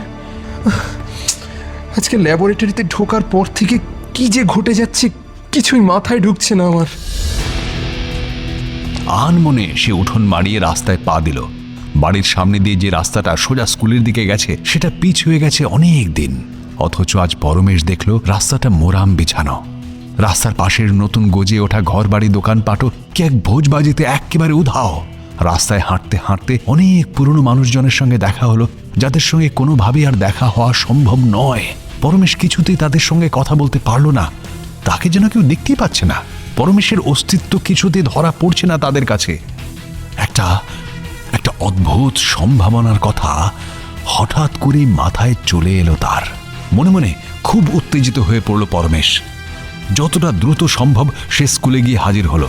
গেট বন্ধ, অথচ দিব্যি পরমেশ ভেতরে ঢুকে পড়তে পারল। তার শরীর কোথাও বাধা পেল না একটুও। স্কুলের বারান্দার ওপাশে সারি সারি ক্লাসরুম, ক্লাস চলছে, মাস্টারমশাইরা পড়াচ্ছেন। সব স্যারকে চিনতে পারল না পরমেশ, কিন্তু বাবাকে দেখতে পেল না সে ক্লাসের মধ্যে। গুটি গুটি পায়ে সিঁড়ি দিয়ে দোতলায় উঠে গেল পরমেশ। দোতলার বারান্দা দিয়ে একটু দূরেই বয়ে যাওয়া নদীটা দেখা যাচ্ছে। স্কুল আর নদীর ব্যবধান খুব বেশি নয়, মাঝে ছোট্ট মাঠ একটা। মাঠে নানান সব গাছ, তাদের বেশিরভাগই অনেক পুরনো গাছ, ইয়া মোটা মোটা গুঁড়ি তাদের। পরমেশ জানে এখন নদী স্কুলের আরো কাছে এগিয়ে এসেছে। মাঠে সেই বড় বড় গাছগুলো স্থানীয় ছেলেরা কেটে ফেলে ক্লাব ঘরের দরজা জানালা চেয়ার বেঞ্চ বানিয়ে নিয়েছে। দোতলার এক প্রান্তে মাস্টারমশাইদের বসার ঘরে পরমেশ দেখতে পেল তাঁকে। গম্ভীর মুখে বসে একটা বই পড়ছিলেন তন্ময় হয়ে। আগের হেডমাস্টারমশাই শশীবাবু এসে বললেন, বাবা নিবারণ, ক্লাস আছে যে তোমার। ও তাই, সরি স্যার, খেয়ালই ছিল না। বাবা বাবা! কিন্তু নিবারণ তার ডাক শুনতে পেলেন না। তাকে দেখতে পেয়েছেন বলে মনে হলো না আদৌ। মারাত্মক একটা অস্বস্তি নিয়ে ঘরে ফিরে এলো পরমেশ। মনটা ভয়ানক উচাটন হচ্ছে তার। কেন এমন ঘটছে আজ বারবার? ভাবতে ভাবতেই সিঁড়ি দিয়ে দোতলায় উঠছিল পরমেশ। সামনের রাস্তা দিয়ে গরুর গাড়ি ধান বোঝাই করে নিয়ে ফিরছিল। পুকুর পাড়ে হেলতে দুলতে আর প্যাক প্যাক আওয়াজ করতে করতে এক পাল পাতি হাঁস জলে নেমে গেল। সেই সময়ে পরমেশের খেয়াল হলো ব্যাপারটা। হাত থেকে নিবারণের ঘড়িটা খুলে চাবি ঘুরিয়ে ঘড়ির কাঁটাটা আবার আগের জায়গায় নিয়ে এলো সে। মুহূর্তের মধ্যে চারপাশের দৃশ্যপট পাল্টে গিয়ে আগের অবস্থা ফিরে এলো। সেই চেনা ঘর, চেনা বাড়ি, চেনা রাস্তা আর বিজলি আলো। পরমেশের ঠোঁটের কোণে মৃদু একটা হাসির ঝিলিক দেখা গেল।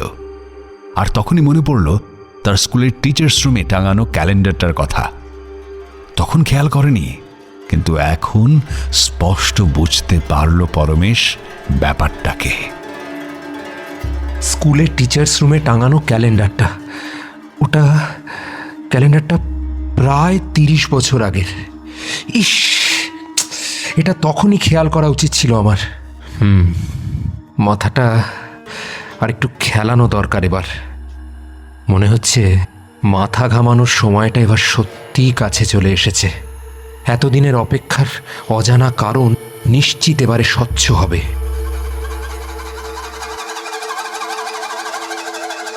বাইরে রাত নেমেছে। নিকুঞ্জ ঘুমিয়ে কাদা হয়ে গেছে অনেকক্ষণ। নিজের ঘরের বিছানায় ঘড়িটা হাতে নিয়ে বসেছিল পরমেশ। উত্তেজনায় হার্টবিট বেড়ে রয়েছে তার বিকেল থেকেই। ঘড়িটা যে সে ঘড়ি মোটেই নয়। এই ঘড়িটা আসলে সময়কে অতিক্রম করার যন্ত্র বিশেষ। বর্তমানের একটি বিশেষ বিন্দু থেকে অতীতের একটি নির্দিষ্ট বিন্দু এবং ভবিষ্যতের একটি নির্দিষ্ট বিন্দু পর্যন্ত পৌঁছে দিতে পারে এই যন্ত্র। পরমেশ হিসেব করে দেখছিল 12টার ঘরে কাঁটা এই সময়কে প্রতিনিধিত্ব করছে। চাবি দিয়ে যখন কাঁটা ঘুরিয়েছিল সে, সময় পিছিয়ে গিয়েছিল এক নিমেষে। কতটা পিছিয়ে ছিল? কতটা সময়ের মধ্যে ঘোরা যায় এই যন্ত্রের সাহায্যে? হঠাৎই স্কুলের টিচার্স রুমের দেওয়ালে ঝোলানো ক্যালেন্ডারটার কথা মনে এলো পরমেশের। 30 বছর আগের ক্যালেন্ডার। 30 বছর আগের ক্যালেন্ডার মানে ঘড়ির প্রতিটি ঘর 5 বছর করে সময় ধরে রেখেছে। অর্থাৎ কাঁটা সামনের দিকে ঘুরিয়ে আগামী 30 বছর কি ঘটতে চলেছে তা জানা যাবে। তাহলে যে বিপদের কথা বাবা তাঁর ডায়েরিতে লিখে গেছেন আর বলে গেছেন, সেই বিপদে নিজের সর্বস্ব দিয়ে যেন মোকাবিলার জন্য দাঁড়াই, একটু একটুও কার্পণ্য না করে ধ্বংসের হাত থেকে তার প্রিয় বস্তু বাঁচাই, সেই ভয়ঙ্কর ঘটনা আগামী 30 বছরের মধ্যেই ঘটতে চলেছে। কিন্তু বাবার সেই প্রিয় বস্তু কি? মা বাবার খুবই প্রিয় ছিলেন, কিন্তু তিনি আর নেই।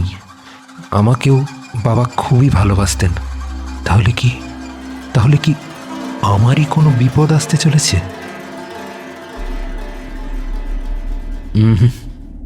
না না না না না। নিজের চিন্তাটাকে নিজেই খারিজ করে দিল পরমেশ। তারই যদি বিপদ হতো, তাহলে বাবা সেই বিপদে পাশে দাঁড়ানোর নির্দেশ দিতে যাবেন কেন তাকে? ভাবতে থাকে পরমেশ, আরো গভীরভাবে ভাবতে থাকে। আর তখনই আচম্বিতে উত্তরটা এসে ধাক্কা মারে মাথার মধ্যে। নিজের বোকামিতে নিজেই ভারী লজ্জা পেয়ে যায় পরমেশ। ছি ছি ছি ছি ছি ছি, এই কথাটা অনেক আগেই বোঝা উচিত ছিল আমার। চিরকাল বাবার প্রথম ভালোবাসা ছিল তার স্কুল। স্কুলকে বাবা নিজের প্রথম সন্তান হিসেবেই দেখতেন। আর সংশয় নেই, স্কুলেরই কোনো বিপদের কথাই বাবা বলতে চেয়েছেন। উত্তেজনায় পরমেশের শরীর ঘেমে ওঠে। ঘড়িটা কবজিতে গলিয়ে সেই রাতেই কাউকে কিছু না জানিয়ে ঘরের দরজা খুলে বাইরে বেরোয় পরমেশ। নিচে দিয়ে নেমে সোজা হাঁটতে থাকে স্কুলের দিকে। স্কুলের বন্ধ গেটের সামনে এসে থামে পরমেশ। চাঁদের আলোর স্নিগ্ধ আভা এসে পড়েছে স্কুলের বন্ধ দরজার ওপরে। একটু তফাতেই আপন মনে কুলকুল করে গান গাইতে গাইতে একা একা বয়ে যাচ্ছে জলে ভরা নদীটা। পরমেশ তাকিয়ে দেখছিল নদীটাকে। আগের চেয়ে চওড়া হয়ে গেছে কি নদীটা? নদীর পাড়ে ভাঙনের চিহ্ন, গাছপালা কমে গেছে ভীষণভাবে। কবজিতে আটকানো ঘড়িটার বেল্ট আলগা করে ধীরে ধীরে খুব সন্তর্পণে কাঁটাটাকে সামনের দিকে এগোতে শুরু করে পরমেশ।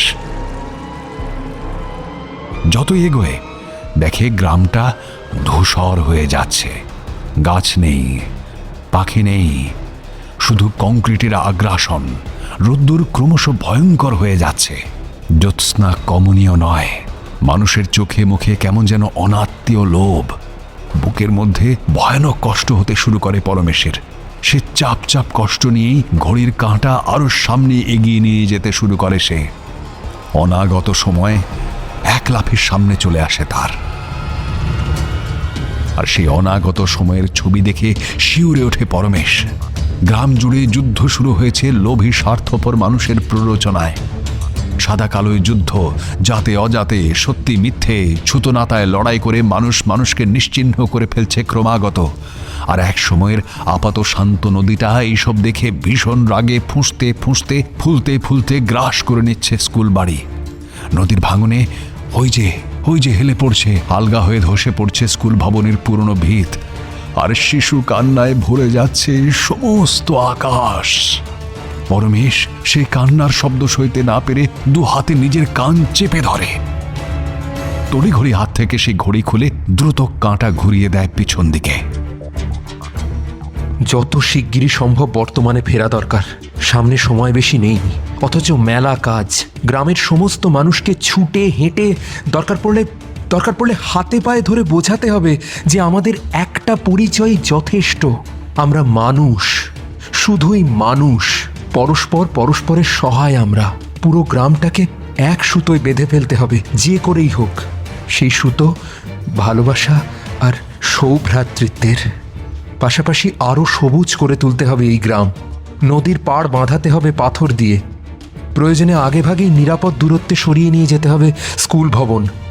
কিন্তু তাতে যে খরচও আছে বিস্তর। চেনা গলার আওয়াজটা পেয়ে চমকে পিছন ফিরে পরমেশ। নিবারণ তার দিকে চেয়ে মিটমিট করে হাসছিলেন।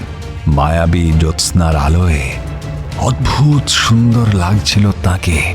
পরমেশ এগিয়ে এলো তার সামনে, ঘড়িটার দিকে তাকালো।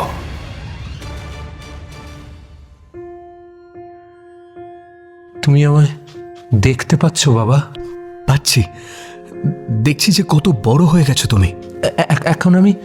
এখন আমি সময়ের কোন বিন্দুতে আছি বাবা? অতীতে না ভবিষ্যতে? বলতে বলতেই এগিয়ে এসে দুহাত দিয়ে নিবারণকে ছুঁয়ে দেখে পরমেশ। অনুভব করে বাবাকে এসে দিব্যি ছুঁতে পারছে আবার। তার বিভল চোখের ওপরে চোখ রেখে স্নিগ্ধ হাসি ছড়িয়ে দিয়ে নিবারণ বলেন, তুমি তুমি বর্তমানেই দাঁড়িয়ে আছো পরমেশ, আমি ফিরে এসেছি। তুমি কি সত্যি আমার সঙ্গে থাকবে এরপর থেকে? নিশ্চয়ই থাকবো। আবার চলে যাবে না তো? কখনো নয়। আচ্ছা, এইমাত্র যা দেখলাম তা কি সত্যি? কি দেখেছো তুমি পরমেশ? এই গ্রামের বিনাশ, ওই স্কুলের অবলুপ্তি, শিশু মৃত্যু, সব সত্যি, আবার সমস্তটাই মিথ্যে। বুঝতে পারলাম না বাবা। দেখো পরমেশ, কাল তার মতন করে ঘটনাক্রম সাজিয়ে রাখে। যা ঘটার সেটা ঘটবেই ধরে নিয়ে বসে থাকলে তার উপরে আর আমাদের নিয়ন্ত্রণ থাকে না। কিন্তু মানুষ ইচ্ছে করলে সেই ঘটনার গতিপথটাকে ঘুরিয়ে দিতে পারে। পারে পারে যদি সত্যি সত্যি তার ভালো কিছু করার ইচ্ছে আর জেদ থাকে। মেয়েকে উপকার করার গর্ব দিয়ে ভবিষ্যৎকে পাল্টে ফেলা মোটেও সহজ কাজ নয়। তোমার কি নিজের উপরে বিশ্বাস আছে পরমেশ, যে প্রয়োজনে বৃহত্তর স্বার্থে নিজের প্রাণ পর্যন্ত তুচ্ছজ্ঞান করার? আছে। তাহলে তোমার ইচ্ছে শক্তি দিয়ে যা ঘটতে চলেছে তার অভিমুখ পাল্টে দাও পরমেশ। মনে রেখো, তুমি একা নও, আমিও আছি তোমার সঙ্গে। তুমি সঙ্গে থাকলে আমি সব করতে পারি বাবা। নিজের যা কিছু আছে সর্বস্ব পণ করতে পারবে তো অন্যের জন্যে? পারবো। নিজের কথা তো ভাবিনি আজ পর্যন্ত। এই দিনটার কথা ভেবে প্রাণপণে নিজেকে তৈরি করে গেছি শুধু এতদিন ধরে। জানি, সব জানি। আগামী সম্পর্কে বড় চিন্তা ছিল আমার পরমেশ। এখন আমি চিন্তামুক্ত। সময়ের স্রোতে নিজেকে লুকিয়ে রেখে আমি তোমাকে ভাসিয়ে নিয়ে গেছিলাম পরখ করে দেখব বলে। এটা আমার একটা পরীক্ষাই বলতে পারো। বলতে ভালো লাগছে যে এই পরীক্ষায় তুমি পাশ করে গেছো। তোমার এই ভবিষ্যৎ চিত্র আমাকে নিশ্চিন্ত করল। চলো চলো, এবার আমরা ফিরে যাই। কোথায় বাবা? যে বিন্দুটা থেকে শুরু করেছিলাম আমরা সেইখানে। স্থির সময় থেকে চলমান সময়ের প্রভাবে ফিরে যাই। চলো পরমেশ।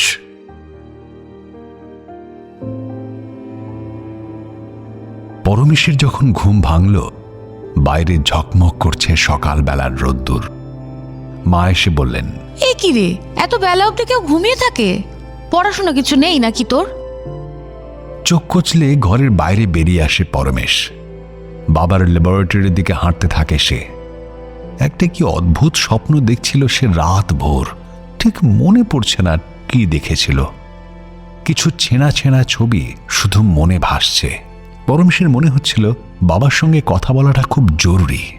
ল্যাবরেটরির দরজা ভেজানো ছিল। হাত দিয়ে আলতো ঠেলা দিতেই দরজা খুলে গেল হাট হয়ে। নিবারণ টেবিলের উপরে মাথা রেখে ঘুমোচ্ছিলেন। চোখে মুখে ঝরে পড়ছে অপার প্রশান্তি। পরমেশ তাকে ডাকতে যেতেই বিমল দাদু পিছন থেকে তার পিঠের ওপর হাত রাখলেন। পরমেশ তার দিকে ঘুরতেই নিচু গলায় বলে উঠলেন তিনি, দেখো না বাবাকে, ওকে ঘুমোতে দাও। কাজ পাগল মানুষ, সারা রাত জেগেই ছিল হয়তো। কিছুক্ষণ নিশ্চিন্তে ঘুমোতে দাও ওকে। মনে রেখো, গাঢ় ঘুমটাও কখনো কখনো ভীষণই জরুরি।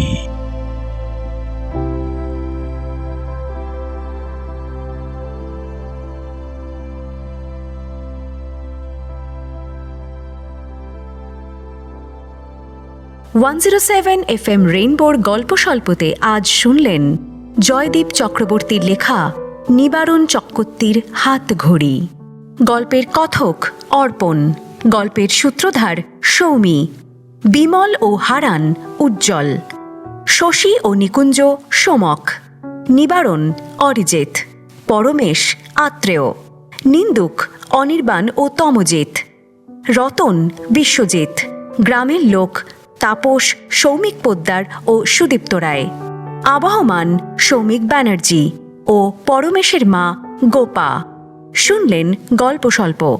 আমাদের গল্প যে কোনো সময় শুনতে ভিজিট করুন আমাদের official YouTube channel Akashvani Kolkata.